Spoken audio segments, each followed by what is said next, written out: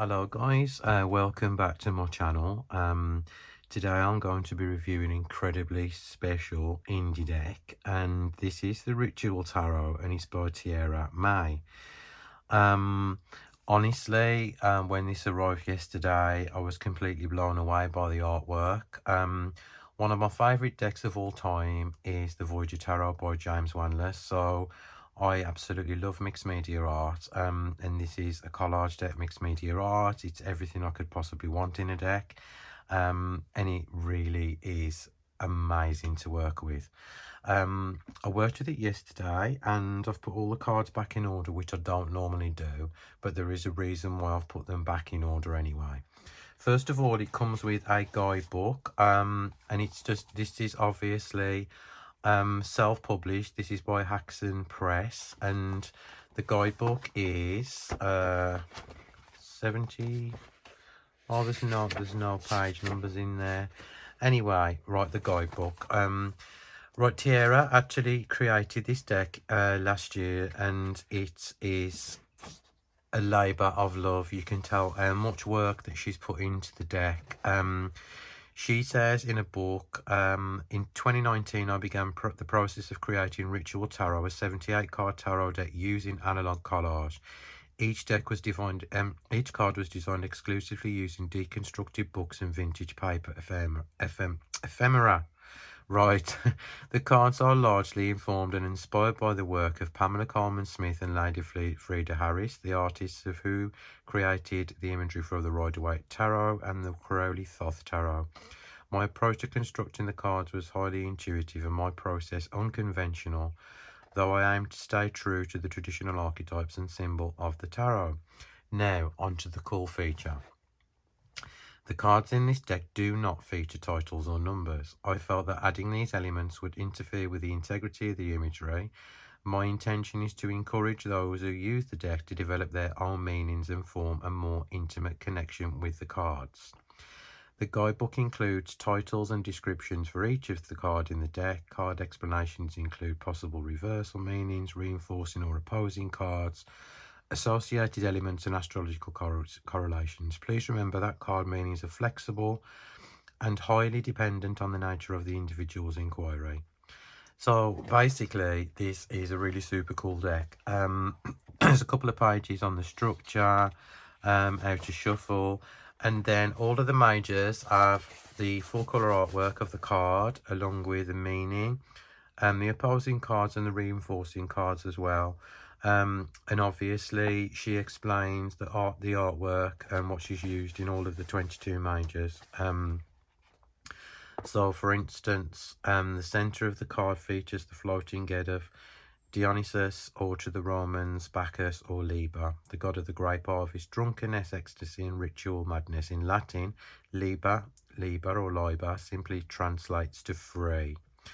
So obviously I'm not going to keep reading excerpts out the guidebook, which would take me too long anyway. I just wanted to show you what you get in the guidebook. And then after the majors, you've got the suits here, and then they are all there, and then you've got the same with the cups as well, and the wands, and obviously the same with the pentacles as well. So in the back of the book you get a little bio about 𝐓𝐢𝐞𝐫𝐚. She's a visual artist, musician and graphic designer. She lives and works in a remote location in the Sierra Nevada mountains. Art is inspired by folklore, mythology and the occult. May is a Cancer Sun, Virgo Moon and Sagittarius rising. Scan the QR code in the corner to visit her website, which I'll give you all the details of that later anyway.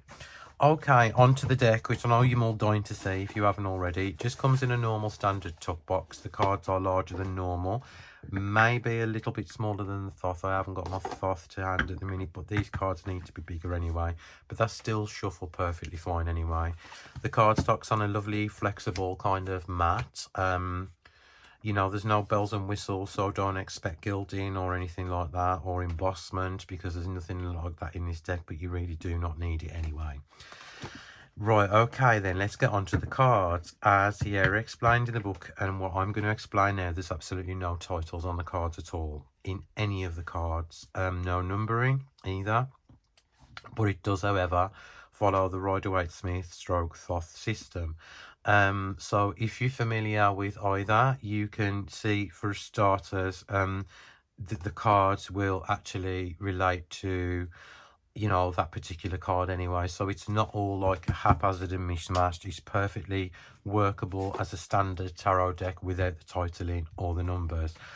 What I do love about it is, because I know some people now get upset about, you know, the Emperor card being on there, being a male, and they want to change all the you know, the names over. Personally, I couldn't give a shit. But I know some people who do. So this is one that hasn't got any complaints about any titles on here. So you can do exactly what you want. Feel free, obviously, to get a little Sharpie pen right on there if that helps, whatever. But personally, it just adds to the whole extra dimension of the cards anyway. So first of all, we've got the Fool here. And you can see, this is what I love, collage decks and analog, because you've just got completely free reign. It's the author's own creative imagination, and it completely follows, you know, the whole Rider-Waite-Smith system there. You've got the cliff there, you've got the figure, you've got the dog, you've got butterflies as well representing freedom, you've got two little fairies in the corner, and so forth. And you know, this is what I love about it. There's the magician, and obviously you can tell that that's the magician there. It's just incredibly beautiful. The concept of the card is, the concept of the artwork is amazing.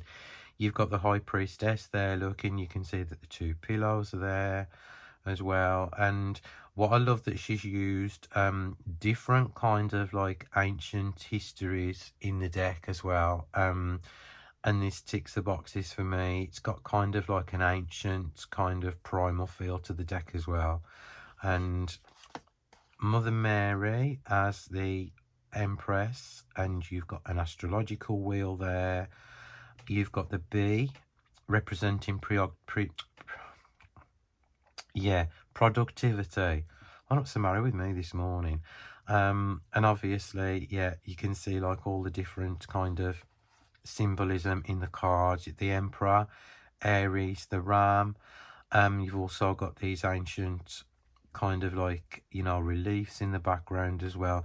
This is one of those decks you could actually stare at for hours and completely lose yourself in the artwork.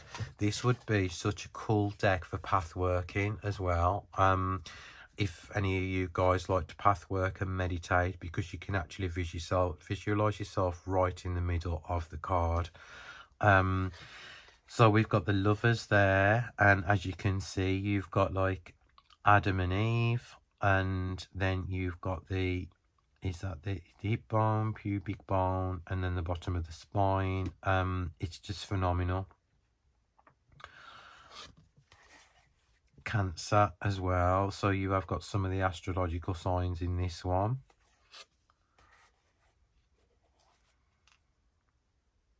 I'm actually not gonna say, I'm gonna just flip through, and then you guys can, you know, obviously I know what the meanings are, but like you guys have like a little look. I'm gonna shut my mouth for a minute, and then you can like think, well, I wonder what that card is. Don't forget they're all in order, so that's a bit of a giveaway.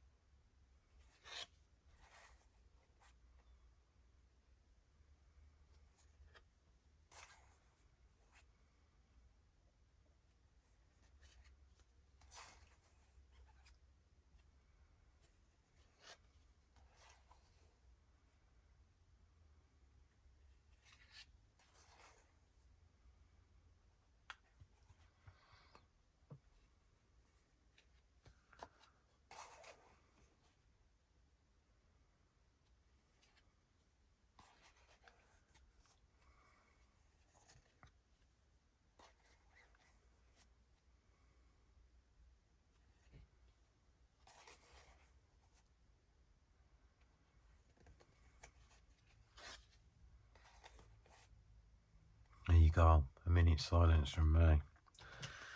Okay, so we've got through the majors. Onto the minors now.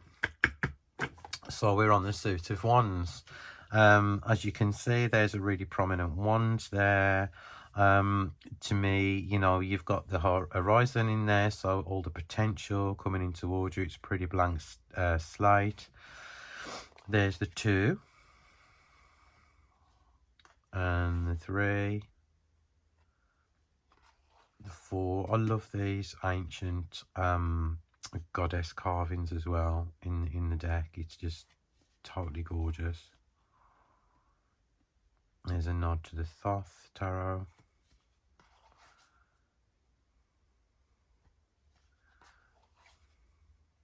I can see me using this deck so much. It really makes a difference because, I mean, yeah, we've got the wands here, Bruce, so to say there are wands, you know, you could call them spears or batons, whatever you wanted to call them. So it kind of leaves everything open to interpretation as well. And that's what I love about it. I've never seen a deck before with no titles on it.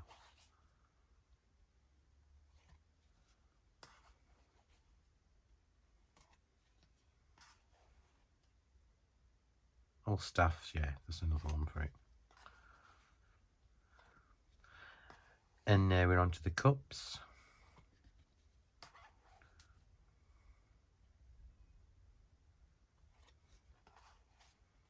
More kind of Neolithic goddesses.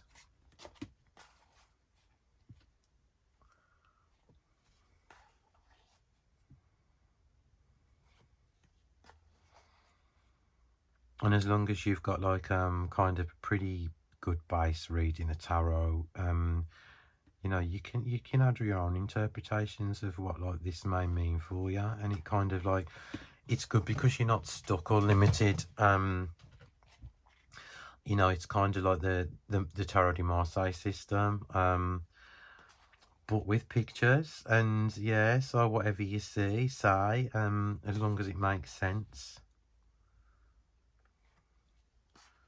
Just incredibly gorgeous and just rich in symbolism.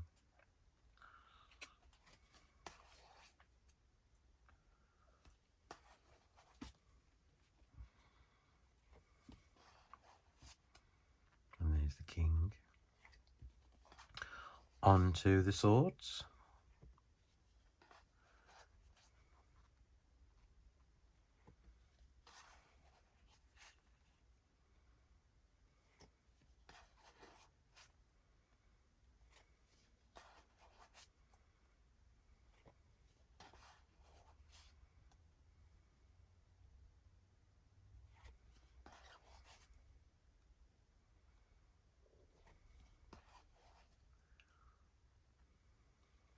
So cool. I don't think any of you know me this quiet, have you? Really, since I've been starting doing these reviews, I'm kind of getting lost in the artwork as I'm flicking through the cards for you.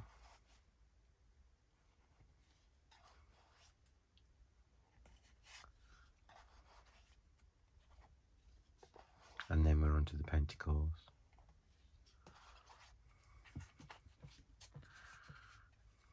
So you can see, like, you got the dark, the night and the day, you know, in the balance.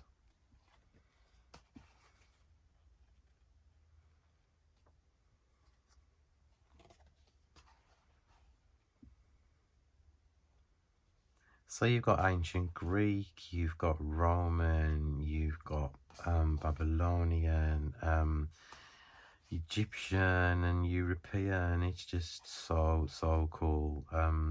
These statues and carvings in the cards. And the ancient coins as well, I love.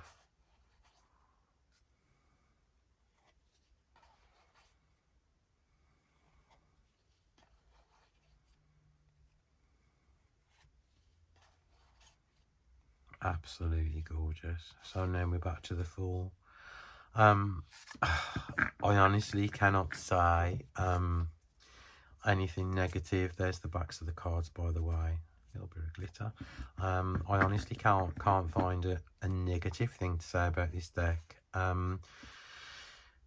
it's just incredibly gorgeous, and the amount of, you know, work that has gone into it really shows throughout the whole deck. And I want to say a huge thank you for to Tierra for, you know, actually bringing this out into the community, because it is something different. It's not another Rider-Waite clone. Yay. It's completely different. It brings something to the table. You know, it would be great for lots of different styles of reading as well. As I said, you know, sometimes, you know, with us more visual readers, it would be great to see like a common thread of a story running through the cards as well. So it's absolutely remarkable, and I'm not saying that lightly either. So this is available directly from Tierra over on a website. She's also on social media as well, which I'll put the relevant links down below as soon as I've uploaded the video.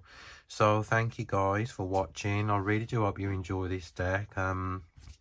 It is available, as I said, from Tierra's Etsy, and I think it's $90. I know it's not the cheapest deck out there, but you know, it is one of the better ones that I've seen in a couple of years, especially an indie deck anyway.